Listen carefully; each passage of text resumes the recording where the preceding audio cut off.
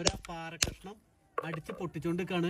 അടിച്ച് പൊട്ടിച്ച പാറക്കഷ്ണത്തിന്റെ ഉള്ളിൽ പോലും ആ മുൾപ്പടർപ്പ് കാണാന്ന് പറഞ്ഞു കഴിഞ്ഞാൽ പകൽ മേഘസ്തംഭം, രാത്രി അഗ്നിതുണ. ഇസ്രായേലിൽ നിന്നും ഇസ്രായേൽ മക്കളെ മോശം മോചിപ്പിച്ചു കൊണ്ടുവന്ന സീനായ് മലയുടെ താഴ്ത്താണ് ഞാൻ നിൽക്കുന്നത്.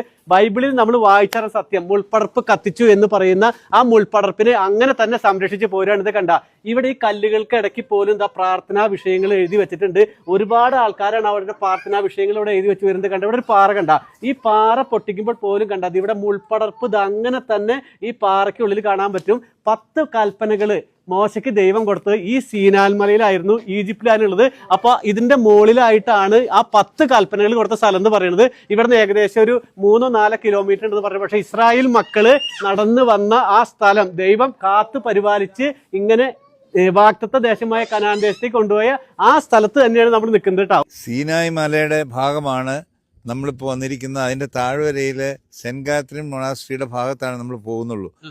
ആ കാണുന്നതാണ് സീനായ് മല എന്ന് പറയപ്പെടുന്നത്. അവിടെ പോകുന്നത് രാത്രി 12 മണിക്ക് എണീറ്റ് നടന്ന് വേണം കയറി പോയിട്ട് വരാനായിട്ട്. അപ്പോൾ അതിന് ബുദ്ധിമുട്ടുള്ള പ്രായമുള്ളവരായതുകൊണ്ട് സീനായ് മലയുടെ താഴെ വന്നിട്ട് നമ്മൾ കണ്ടിട്ട് പോകുന്നുള്ളൂ. പാറക്കഷ്ണം അടിച്ച് പൊട്ടിച്ചോണ്ടിരിക്കാണ്. അടിച്ച് പൊട്ടിച്ച പാറക്കഷ്ണത്തിന്റെ ഉള്ളിൽ പോലും ആ മുൾപ്പടർപ്പ് കാണാന്ന് പറഞ്ഞു കഴിഞ്ഞാൽ അത് ദൈവത്തിന്റെ ഒരു അത്ഭുതകരമായിട്ടൊരു പ്രവൃത്തിയായിട്ടാണ് നമ്മൾ കാണുന്നത്. അതെ കണ്ട, ഇത് മേടിക്കാൻ തന്നെയാണ് ഒരുപാട് ആൾക്കാർ ഇവിടെ വരുന്നത്. അപ്പൊ വിശുദ്ധ നാടായ ജോർദാൻ, ഇസ്രായേൽ, പാലസ്തീൻ, ഈജിപ്റ്റ് എന്നീ സ്ഥലങ്ങളിലൂടെ നിങ്ങൾക്കൊരു യാത്ര ചെയ്യണമെന്ന് ആഗ്രഹം ഉണ്ടെങ്കിൽ തീർച്ചയായിട്ടും റോയൽ ഒമാനിയുടെ നമ്പർ ഞാൻ താഴെ കൊടുക്കാം. നിങ്ങൾക്ക് എന്തായാലും ഉപകാരപ്പെടും കേട്ടോ.